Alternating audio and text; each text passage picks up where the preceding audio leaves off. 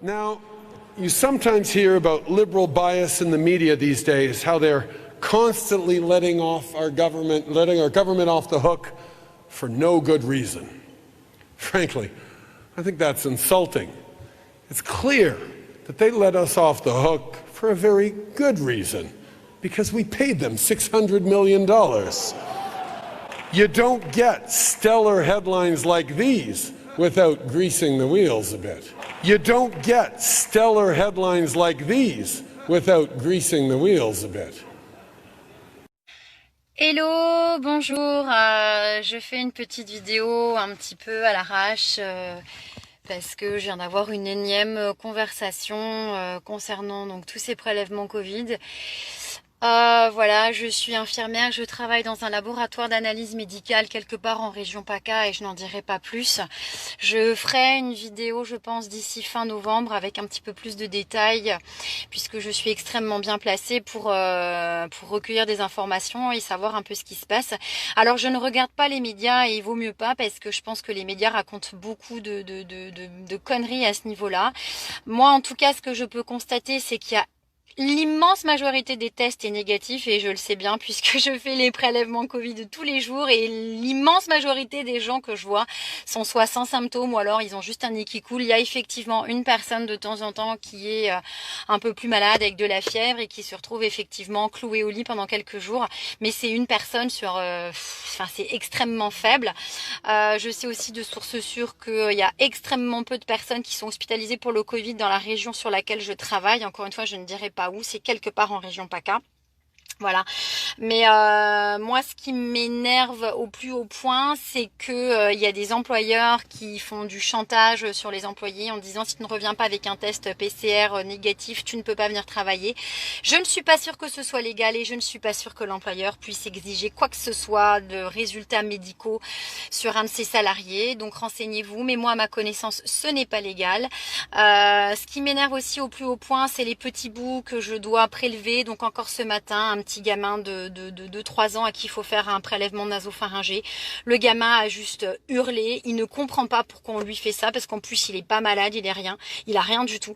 Tout simplement parce qu'il y a un cas et potentiellement contaminé au sein de l'école. Donc voilà, donc les directrices d'école, directrices et directeurs d'école et de crèche, arrêtez de psychoter, arrêtez d'obliger les parents à faire dépister des enfants qui n'ont rien, parce que c'est un traumatisme absolument abominable ce prélèvement. Moi j'ai la boule au ventre à chaque fois que je dois faire ce test sur les petits. D'ailleurs je n'enfonce pas l'écouvillon jusqu'au bout parce que déjà l'enfant se débat, il hurle, c'est très compliqué et c'est très risqué du coup. Et puis je suis désolée, moi j'ai la boule au ventre, donc j'ai décidé qu'à partir de maintenant je n'enfonçais plus l'écouvillon jusque là sur les petits bouts. Faut arrêter, j'ai pas envie de participer à ça. Voilà. Que dire d'autre? Sinon, arrêtez de venir vous faire dépister pour un oui, pour un non, parce que je sais qu'on vous dit dans les médias, venez sans ordonnance, venez vous faire dépister, etc., etc. Primo, ça sert à rien à part vous faire ficher, parce qu'après vous êtes ce qu'on appelle un cas contact de la Sécu et on va vous embêter pour que vos proches se fassent dépister. Deuxio, ça encombre considérablement les labos parce que l'État dit oui, on va en laboratoire, machin. Oui, mais non, je suis désolée, il y a une certaine logistique qui est nécessaire. On a besoin d'automates. Les automates ont des capacités réduites et moi je vois les techniciennes, elles sont juste derrière moi à l'accueil, celles qui font les tests PCR et elles galèrent parce que les automates marche H24 et voilà. Il faut du réactif, on n'a pas beaucoup de réactifs. Il faut une secrétaire qui saisit le dossier, il faut un préleveur ou une préleveuse, moi en l'occurrence, qui va prélever. Tout ça, ça demande du temps, ça demande du matériel. Donc non, je suis désolée, c'est pas à l'infini. Et en plus, il faut le savoir que c'est quand même à peu près 70 € l'analyse. Donc essayez de réfléchir un petit peu, si on fait 70 € l'analyse multiplié par le nombre de dépistages qu'on voudrait nous faire nous imposer, qui paye tout ça? ça, parce que les gens disent c'est gratuit. Non, c'est pas gratuit, c'est la Sécu qui paye. Et je vous garantis qu'à ce rythme-là, si on continue comme ça, la Sécu dans quelques mois, elle est par terre. Et on va nous dire ah mais il va falloir privatiser, parce que moi je pense que c'est ça qui nous attend. Voilà, que dire d'autre aussi? Arrêtez de flipper parce que vous êtes potentiellement en cas contact avec quelqu'un qui a peut-être, ou que quelqu'un a été en contact avec quelqu'un qui a été en contact, qui est peut-être confirmé ou peut-être pas. Franchement, je vous assure, on a quasiment que des nègres en résultat, et puis même les gens qui sont positifs, ils ont mais rien quoi, un rhume ou rien du tout. Donc voilà. Voilà ce que je voulais vous dire. Donc témoignage encore une fois d'une infirmière qui travaille en laboratoire. Où on est d'accord en plus entre nous au niveau des collègues à dire que c'est complètement débile. Et pendant qu'on s'occupe de gens qui ont rien ou juste un rhume, je tiens à signaler qu'on est nettement moins disponible pour les personnes qui sont sous chimio, pour les personnes qui ont de vraies maladies comme le diabète ou quoi, qui nécessitent des prélèvements à domicile, qui nous téléphonent pour prendre leur rendez-vous ou ce genre de choses. Voilà, donc le Covid, à part une toute petite catégorie de personnes extrêmement fragiles, et je dis bien extrêmement fragiles, il n'y a vraiment rien à craindre, je vous assure. Moi, je le vois tous les jours, donc il faut juste qu'on arrête de nous raconter des histoires. Voilà. Anxiogène, mais la réduction de la quarantaine, ça va plutôt dans le bon sens, non? Oui, bien sûr. Et Mais c'est pas ça le problème. le problème, c'est quoi? Le problème, c'est la communication justement anxiogène, c'est ce que vous avez dit. Nous sommes plus de 35 chercheurs, médecins de toutes les disciplines, à essayer de lever cette chape de peur au-dessus qui couvre la population depuis plus de 6 mois. Et cette communication anxiogène génère finalement une forme de panique, si vous voulez. Et nous disons que ça suffit, il faut quoi, par passer... exemple Quoi, par exemple, dans la la communication? panique, Qu'est-ce qui est anxiogène en ce moment? Pardon? Dans les discours, qu'est-ce qui est anxiogène en ce moment?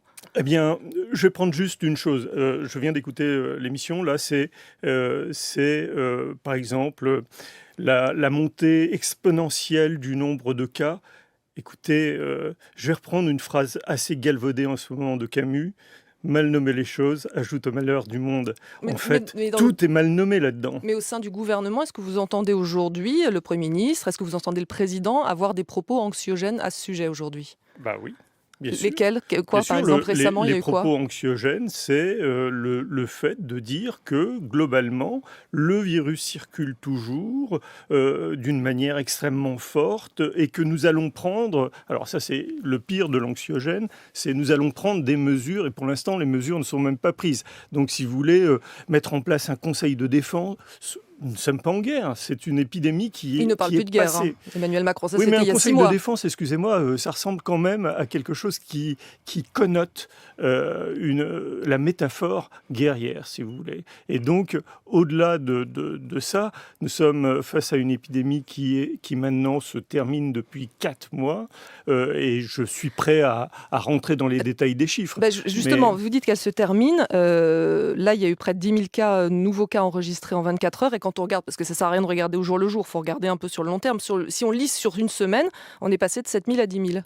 Oui, alors c'est bizarre parce que je suis allé sur les chiffres. Je suis allé voir les chiffres. Je ne voudrais pas faire une bataille de chiffres. Ouais. Mais je suis allé voir les chiffres et il y a 3 jours, il y avait 1239 cas. Il y a 4 jours, il y avait 3287 cas. Mais le chiffre qu'on entend aujourd'hui, c'est, je ne sais plus, un record invraisemblable de cas à 9000. Il faut être sérieux.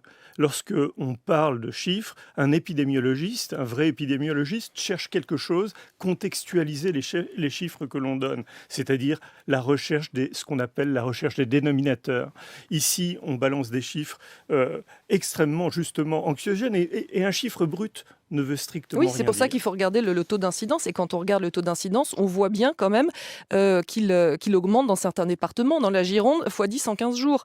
Dans le Rhône, dans la Loire-Atlantique, dans le Maine-et-Loire, dans tous ces départements, le seuil d'atteinte est atteint, par exemple. Pour vous, ce n'est pas important? Bien, moi, encore une fois, je regarde les chiffres. Hier, il y avait moins 34 nouveaux patients hospitalisés. il y avait moins 17 nouveaux patients en réanimation. Avant-hier, c'était moins Non, on a 104. passé la barre des 600 Et pour la si vous première voulez, fois. on peut se balancer des chiffres Bah oui. autant que vous voulez, mais ça Bah oui, sert mais à c'est là-dessus rien. qu'on se base Moi, quand ce même. que je voulais- Pour avoir, Pardon c'est là-dessus qu'on se base obligatoirement. Et Oui. moi, sur les réanimations, je vois qu'on a passé la barre des 600 pour la première fois depuis le mois de juin. Ce que vous êtes en train de dire, si vous voulez, vous relayez sans filtre ce que envoie Santé publique France. Mais Ce personne que ne je- dit qu'il va y avoir écoutez, une vague comparable. Déjà, Mais- personne ne dit qu'il va y avoir une deuxième vague forcément. Même Jean-François Delfrécy est plutôt mesuré sur cette deuxième vague. Et si deuxième vague il y a, personne ne dit qu'elle sera de la même ampleur que la première. Ça, vous n'entendez Bah pas alors- ça dans les discours. Pardon Qu'elle sera de même ampleur, mais j'en sais rien. Mais en tout cas, Non, mais une, ça, ce n'est pas une dit, puisque vous menace- critiquez la écoutez, communication. Une menace pèse sur toute la population. Vous pouvez tout de même pas nier ça. Vous niez que depuis... Je dis qu'il n'utilise pas les mêmes mots qu'au printemps dernier. Oui, mais ça on s'en fiche. La menace, à l'heure actuelle, n'existe pas. Et on la fabrique plus ou moins avec des chiffres. Écoutez, j'ai envie quand même de vous dire que depuis 3 semaines, il y a la menace d'une remontée exponentielle du nombre de cas. Alors j'aimerais juste dire ça. Remontée exponentielle. Déjà, une exponentielle, c'est une courbe qui est monotone croissante. Ça veut dire que ça ne peut pas redescendre. Aujourd'hui, ce que l'on peut observer, c'est que ce n'est pas une exponentielle. Elle atteint un plateau. Donc, il ça, je faudrait suis déjà d'accord. revenir là-dessus. Ça, je suis d'accord que c'est pas exponentiel. Deuxième chose, c'est nombre de cas. Nous ne sommes pas face à des cas, nous sommes face à des tests positifs. Ce ne sont pas des cas de malades, ce sont des tests positifs. Et puis enfin, la chose majeure, c'est que 97% des gens sont négatifs. Quand vous avez un système qui vous Le taux donne de positivité, il est à 97, mais 5,4. excusez-moi, je vais Il aller a au bout. 5,4 le taux de positivité. Il n'est pas à Oui, 3. nous en sommes presque à 8 millions de tests. C'est un échantillon monstrueux. Sur 8 millions de tests, il y a 3% de tests positifs. Ça veut dire 97% Mais si de on regarde tests par négatifs. L'information majeure là-dedans, c'est que nous sommes face à une épidémie avec 97% de cas négatifs. Ce qui veut dire que, globalement, le virus ne circule pas. Au-delà des chiffres, parlons dans ce cas-là de la réaction et de l'avis de certains patrons d'hôpitaux. Ça, peut-être que ça compte davantage. Le patron du CHU de Bordeaux, qui dit que la situation n'est certes pas alarmante, mais là, il n'y a pas beaucoup de gens, j'entends pas des gens dire que c'est alarmant, mais qu'elle est quand même préoccupante. Le CHU de Bordeaux a réactivé sa cellule de crise. En Guadeloupe, il y a le plan blanc. Le plan du CHU dit que son hôpital est au bord de la saturation. Il en appelle même à la réserve sanitaire. Alors eux, ce sont les médecins qui nous mentent ? Qui nous font peur eux aussi ? D'abord, je ne dis jamais que les gens mentent. Je dis simplement qu'ils ne sont pas sérieux avec les chiffres. Maintenant que des médecins responsables d'hôpitaux prennent des mesures en vue de quelque chose, ça, ils doivent le faire tout le temps. C'est pas uniquement comme ça. Et puis, que je sache, les médecins ne sont pas des épidémiologistes, non. Ce sont des gens qui doivent soigner, qui sont face à des gens qui souffrent et qui les soignent. Un épidémiologiste a une vision globale et transversale et voit l'ensemble de la situation. L'ensemble de la situation dit que l'épidémie telle qu'on l'a vécue est passée, qu'à l'heure actuelle, il existe, ça, tout le comme monde le dans dit toutes aussi. les épidémies, des cas sporadiques. Et nous sommes en fin d'épidémie, nous ne sommes pas du tout dans la même situation. Et de fait, il est si vous voulez, contre-productif de mettre en place une forme de peur généralisée. Et d'ailleurs, c'est tellement contre-productif que finalement, les gens qui ne vivent pas dans leur quotidien cette peur se rendent compte d'un décalage entre l'information qu'ils reçoivent et leur expérience personnelle. Et ce décalage génère quoi ? Il génère des interrogations, et ces interrogations mettent en place une forme de défiance vis-à-vis de toute l'information que l'on leur donne. C'est pourquoi, en tant que journaliste, vous avez une responsabilité. Ne donnez pas des chiffres sans filtre. Essayez aussi C'est pour ça que je vous parlais du taux d'incidence, moi, tout à l'heure. Oui, mais l'incidence, écoutez, vous n'allez pas me parler à moi d'incidence. Pendant des mois, on a donné des chiffres cumulés, on a véhiculé, et encore aujourd'hui, si vous voulez, on donne des chiffres cumulés de tests positifs. De temps en temps, vous me sortez comme ça un mot, mais c'est la base de l'épidémiologie, l'incidence. Merci Laurent Toubiana, et je renvoie à nos auditeurs à votre tribune que vous avez signée avec d'autres collègues. Elle est sur le site du Parisien aujourd'hui en France. Merci, vous étiez l'invité du 5-7. Un petit mot de la maltraitance traumatique. Actuellement, la narration politique et médiatique qui est faite autour de la Covid-19 poursuit l'objectif de réactiver le traumatisme initial. Le traumatisme initial, pour certains, est celui de la maladie, pour certains, est celui de la perte de certains proches, mais finalement très peu. Pour certains, est celui du confinement, pour certains, c'est celui du retour des Auschwitz, qu'on n'avait pas vu depuis 1940. Et tout ça est extrêmement traumatisant. Ce traumatisme, finalement, correspond à l'idée qu'il y a une cicatrice dans le cerveau, et que cette cicatrice dans le cerveau, si jamais les voies synaptiques sont reprises de la même façon, parce qu'on va fouetter un tout petit peu le traumatisme, on va le réactiver, finalement toute la charge émotionnelle va revenir intacte en même temps au présent, et donc contaminer le présent. Alors que vous étiez joyeux, content, on vous rappelle cette histoire-là, vous êtes pris d'une angoisse incroyable, et vous continuez de maintenir dans l'angoisse. Actuellement, tous les jours, Jean Castex est très inquiet. Faut-il s'inquiéter du coronavirus? Faut-il s'inquiéter de l'activation? Une augmentation exponentielle du nombre de cas positifs. En fait, on fouette de manière quotidienne votre mémoire traumatique. Un peu comme un enfant battu. Finalement, le père n'a qu'à lever la main, et l'enfant est tapi dans un coin de la maison, en se disant « Oulala, je vais me prendre quelque chose ». Il n'y a presque même pas besoin de lui taper dessus, pour qu'il revive exactement les mêmes émotions et les mêmes sensations.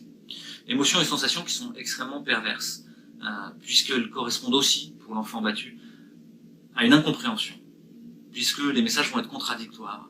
La personne qui le bat va lui dire « Oui, mais je t'aime, excuse-moi, j'étais fatigué, je suis tellement nul, etc. » On est exactement dans la même dynamique, avec un enfant qui, in fine, a du mal à accuser son bourreau, a du mal à savoir quel est le juste et l'injuste, et même dans un sentiment de culpabilité. Ah, mais j'ai pas bien rangé mon cartable, et puis j'avais vu qu'il avait bu, j'aurais pas dû dire ça, c'était normal que je me sache taper dessus. Non, non, pas du tout. Donc actuellement, une bonne partie des Français sont dans cette mémoire traumatique réactivée en permanence, et ne voient pas qui est leur bourreau. N'arrivent pas à le voir de manière claire. Sont même à trouver des excuses au gouvernement, trouver des excuses à la politique sanitaire. Ah, ce pauvre Édouard Philippe, regardez comme sa barbe a blanchi, le pauvre, qu'est-ce qu'on aurait fait à sa place? Ouais. Et ben on est en plein dans une dynamique victimaire traumatique, qui est extrêmement toxique, et qui est utilisée par les médias de manière absolument volontaire, parce que quand vous avez quelqu'un sous votre coupe de manière traumatique, vous pouvez lui faire ce que vous voulez. Actuellement, le niveau de preuve pour dire qu'il faut des masques aux enfants, je le cherche au niveau scientifique. Les enfants ne sont pas malades, ne sont pas vecteurs, ne sont pas contaminants, et n'ont pas besoin d'avoir des masques. N'ont pas besoin d'être dans des cerceaux, non plus que les institutrices. Donc je vous invite à essayer de réfléchir sur comment sortir du traumatisme. En fait, c'est compliqué. Boris Cyrulnik peut sûrement nous donner des pistes, et ça n'a pas à voir avec la raison. Vous aurez beau montrer les courbes épidémiologiques à des gens traumatisés, en fait, il va falloir faire autrement et avoir beaucoup d'empathie, beaucoup de douceur, beaucoup de bienveillance pour arriver à les soigner de ce traumatisme. Ma prescription, éteignez la télé, éteignez vos téléphones, renouez avec le réel, avec vos voisins, avec la réalité, retouchez du doigt du réel. Prenez soin de vous, prenez soin des autres.